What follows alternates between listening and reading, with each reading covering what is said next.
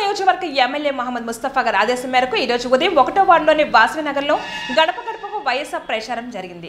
కార్యక్రమానికి 1వ ward corporator అభ్యర్థి కామిరెడ్డి రంగారెడ్డి గారిని వాసవినగర్ ప్రజలు హారతలిచ్చి బ్రహ్మరథం పట్టారు. ఈ కార్యక్రమానికి మిర్చియా డైరెక్టర్ ఎర్రబాబు మరియు పార్టీ అభిమానులు కార్యకర్తలు వార్డు నెంబర్లు పాల్గొన్నారు. ఉదయించే సూర్యుడిలా